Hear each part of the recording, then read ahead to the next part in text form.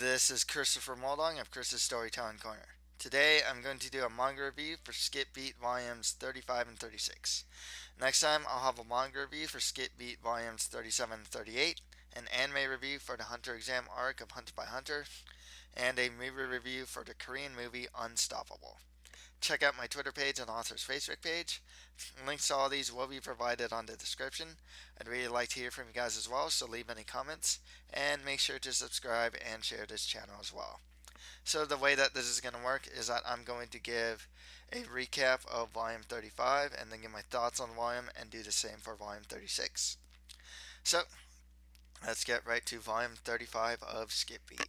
Chapter 207. Kyoko tells Korn that his stats exactly match those of Mr. Suruga. Korn tells her that adults see the fairies as a person they thought about most recently. She tells him that she's not pure and innocent anymore. Korn supposedly looks into her memories. We're then shown President Lori. He has one request for Jelly Woods when she sees Ren back with Kyoko. Kyoko gets angry that Korn looked into her past. She forgives him but tells him that he hasn't smiled at all. Kyoko asks Korn if something happened to him. She tells him that she wants to be his place of salvation. In chapter 208, Korn tells Kyoko that he has a curse on him where he makes whoever is around him unhappy.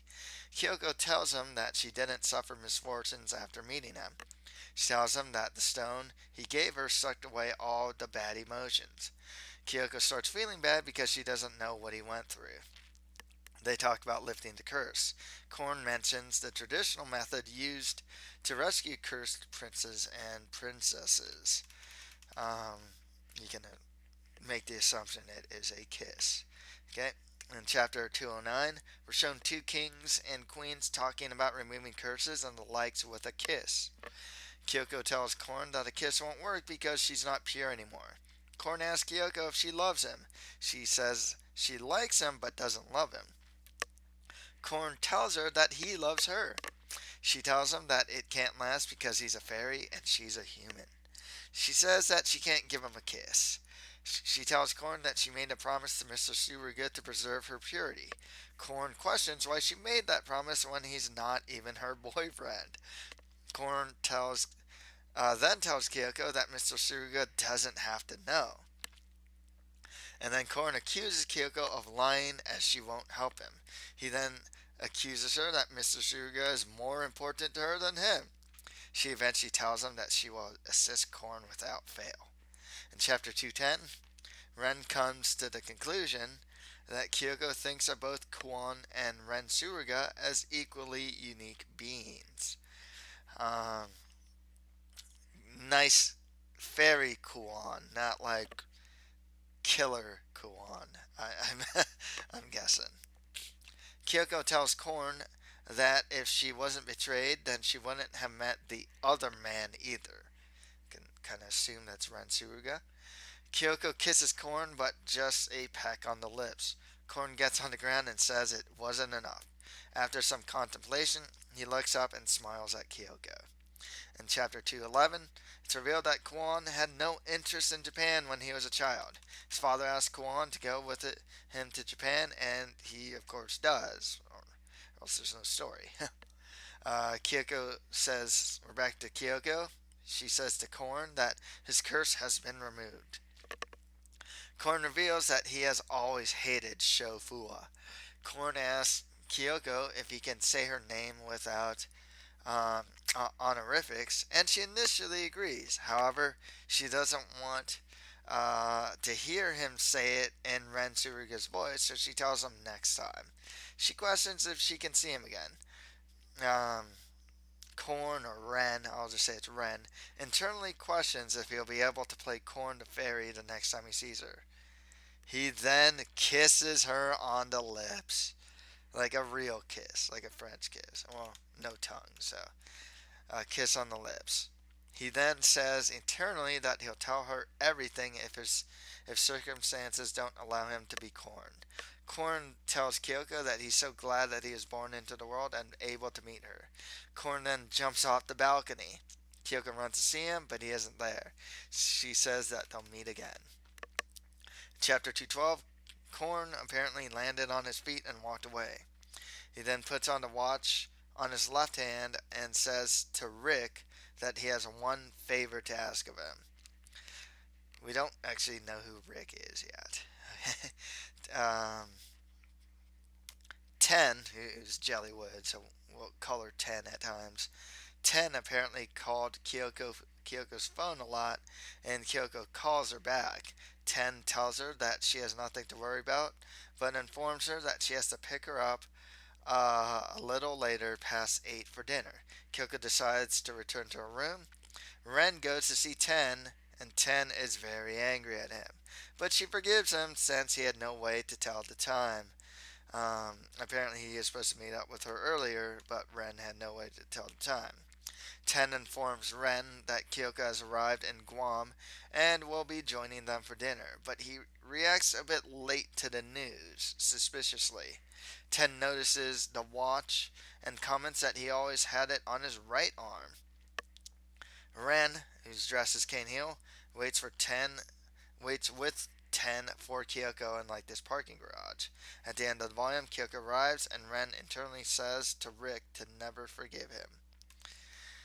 So, some thoughts. Kyoko and Korn, huh? I mean, wow. You know, she finally meets the fairy Korn, and he pretty much. It's funny because he like. He really plays it up.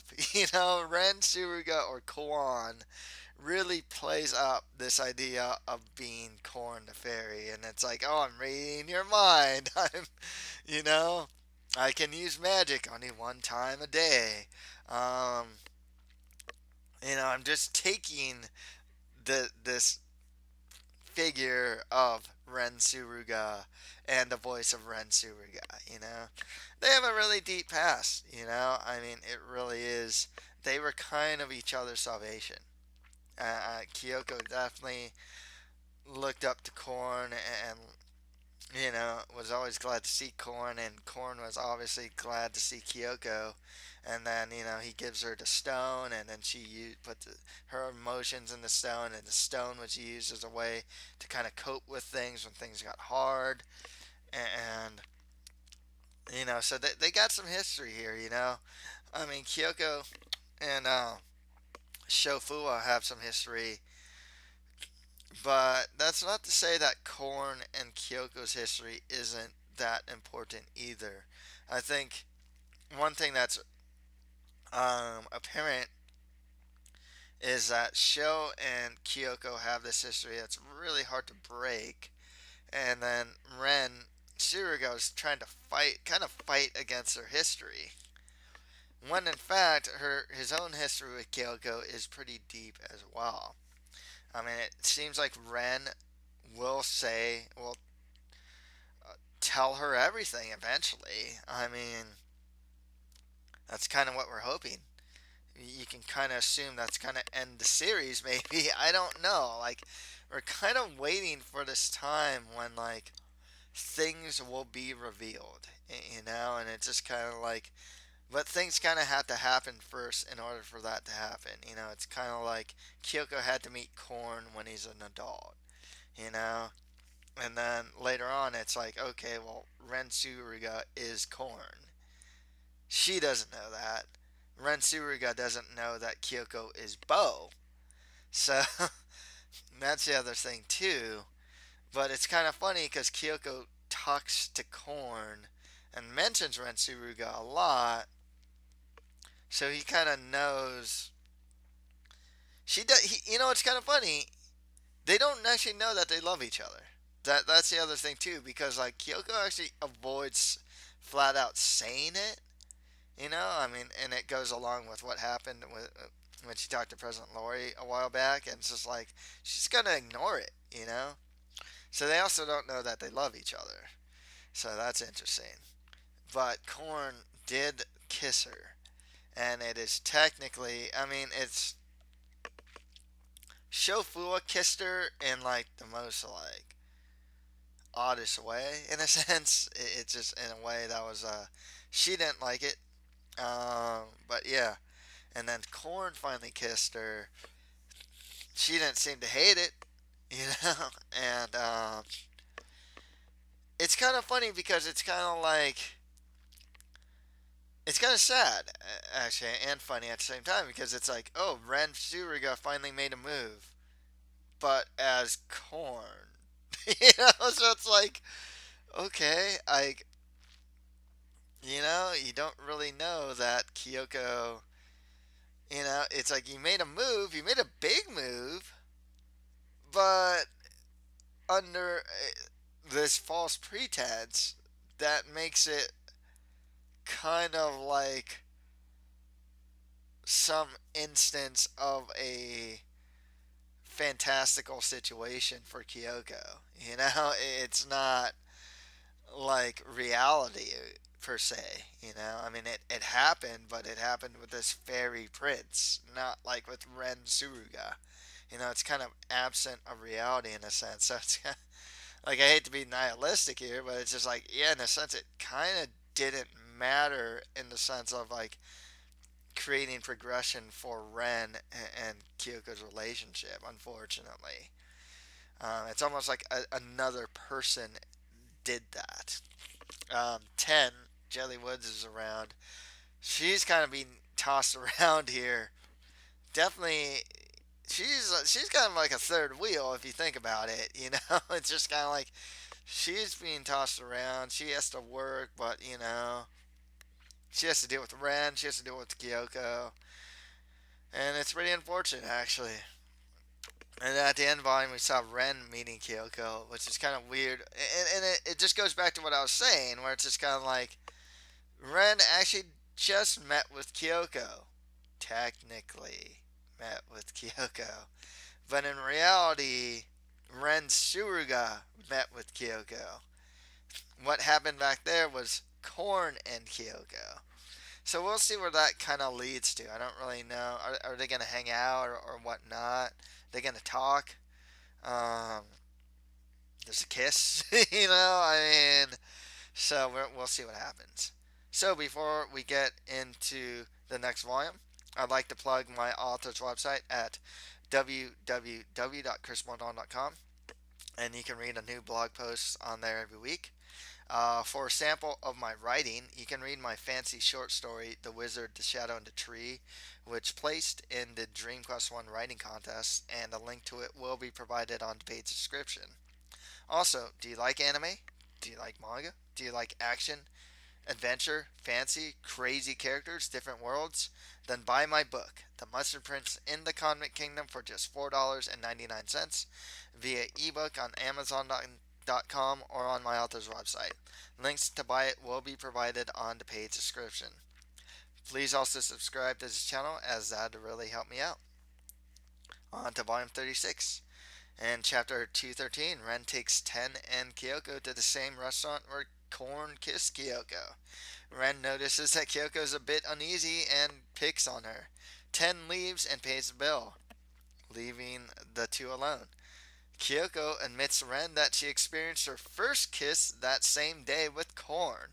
Kyoko admits that she doesn't want to lie to him. Ren tells her that she's going too fast and to start the story from the beginning. After they have dinner, Ren reveals internally that he can finally wear the watch on his left arm. Rick's watch. Whoever Rick is. I don't know who he is. 10, I think she calls him, informs them that it's the final shoot for... Oh, no, this is later.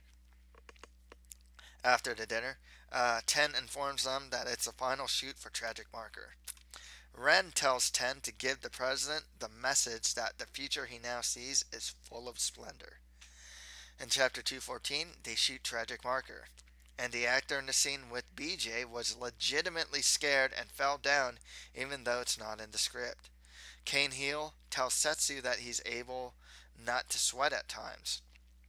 Murasame watches Kane Heel and admits that he's a good actor.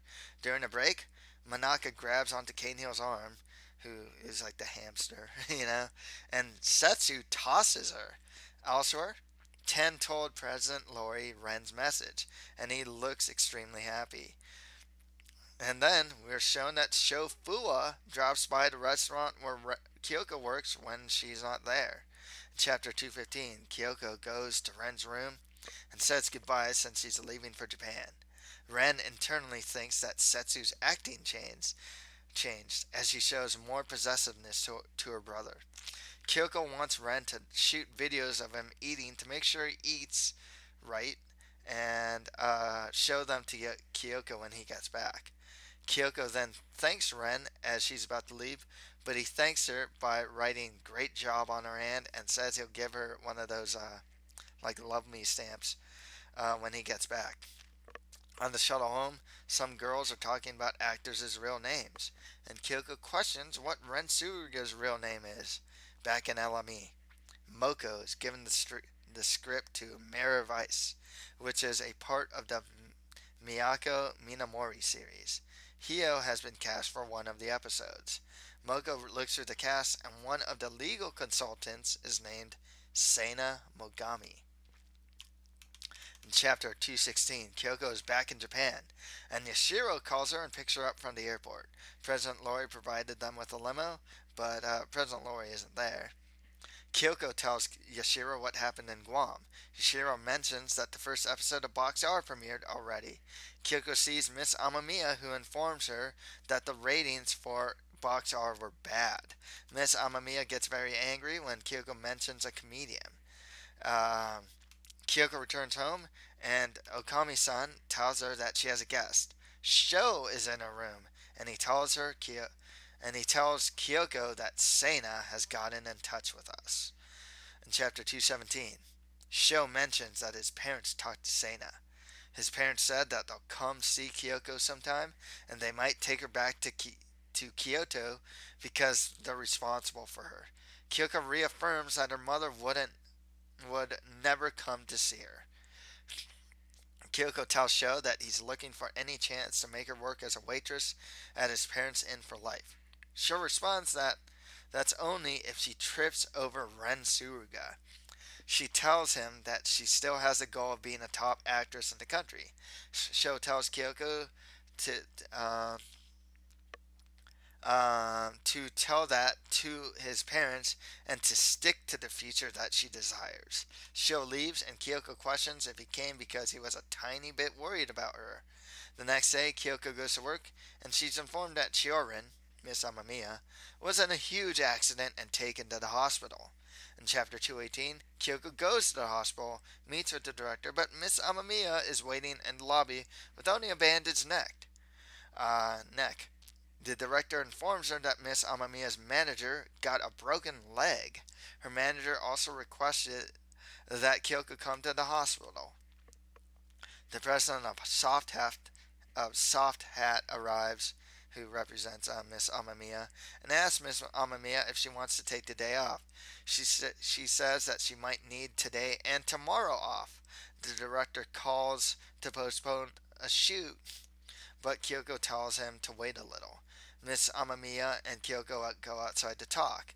Kyoko reveals that Miss Amamiya needed an excuse to get out of a variety show that she is set to appear in tomorrow.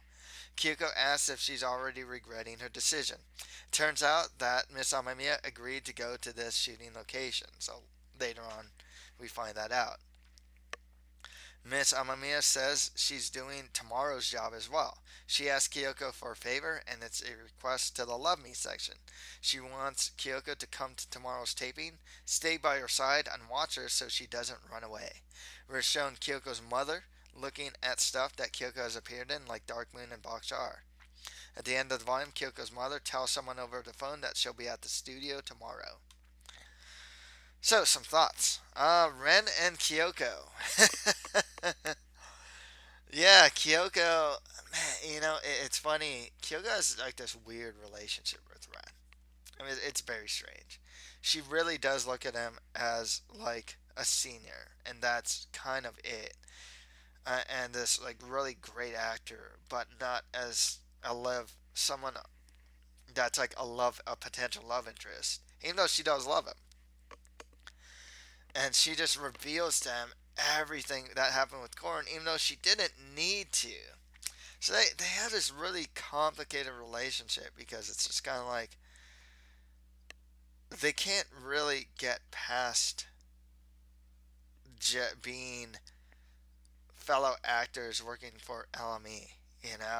It's like, how does that become love? I mean, like, eventually, hopefully it does, but it's like that's where they are right now. I mean, they're close. She confides in him. He kind of like mentors her and whatnot. But right now, that's where the relationship is at. It's not really love yet. Um, Tragic markers ending, so I guess we'll see the end of Kane Heel and BJ and whatnot. This is going to be really interesting because apparently the whole gimmick of Tragic Marker is that Kane Heel is playing BJ, but Ren Suruga is Kane Heel, and it's all a big mystery. So I'm kind of curious to see how the big reveal is going to happen and what if any ramifications that's going to do. Ren has that message to the president. One thing I was saying about Ren is, and it's kind of great that like he said, like he's seen the world full of splendor now, because one thing I kept mentioning about Ren is this guy is kind of damaged goods. He's got a lot going on, and there's all that stuff with Rick, and he may have killed someone as Kwan and whatnot, and now he's seeing the world in a more positive light, and it's good. It's a good thing. Um, there's kind of a resolution in there if you're really looking into it, because there is a darkness in Ren Suruga, and now there's like a light. He sees the world in splendor and light. So it's progress for him and for him to get out of his darkness. Hopefully, we'll find out more about his backstory. The end of the Guam trip happened, and now we're focusing on, it looks like, into Kyoko's mother and whatnot. Um, Guam was short lived, but it allowed Kyoko to see Korn, and now we're back to reality. Fuwa has shown his face. He's telling Kyoko about Kyoko's mother, Seina Mogami, and we're starting to see her a bit more. She seems real strict. Doesn't seem to care about her own daughter and what's up with that. You know. Um, Sho seemed a bit worried about her, and like Kyoko just hasn't picked up that Sho's totally in love with her. Sho denies it, which is kind of funny. Kyoko outwardly denies that she loves Ren. So it's a bit cyclical here, which is kind of funny, ironic in a sense.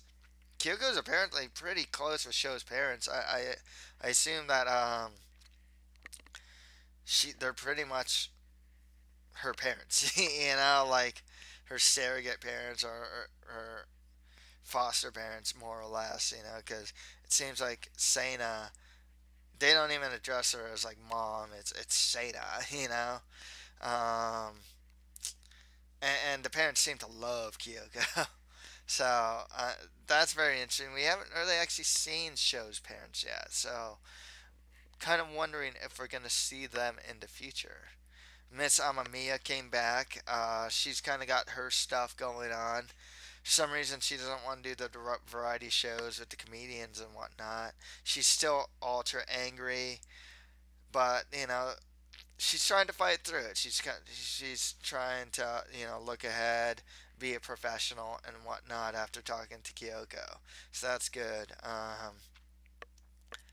Moving forward, I don't really know where she goes, except she's a Love Me member and kind of like a friend to Kyoko, but not like as good of a friend as Moko. We briefly saw Moko, you know what I mean? She didn't really do much, but she's always lingering about.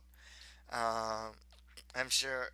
It's kind of funny because the two are friends, but they're not really. Well, Moko is starting to become something of a confidant, but not like. Kyoko's not revealing to Moko that, like, she's in love with Rensuga. Moko kind of has an idea, but that they love each other, but that's about it. She's not like, she's kind of a confidant, kind of not. So Miss Amamiya is just kind of like a friend that kind of has her own story going on. Um, who's really angry at times, I guess. And then finally, we saw Sana looking at Kyoko's roles. For someone that is, it's constantly mentioned. Oh yeah, she doesn't care about Kyoko. She doesn't care about Kyoko. Kyoko's always saying, yeah, she doesn't care about me. Oh hey, she's checking out her roles. So we're gonna figure out what that's about as well. So that's all for today. If you like this, don't forget to subscribe, share, and comment to this channel. Thank you for listening to this manga review. Next time, I'll have a manga review for Skip Beat Volumes 37 and 38, an anime review for the Hunter Exam arc of Hunter by Hunter, and a movie review for the Korean movie Unstoppable. Thank you, and until next time.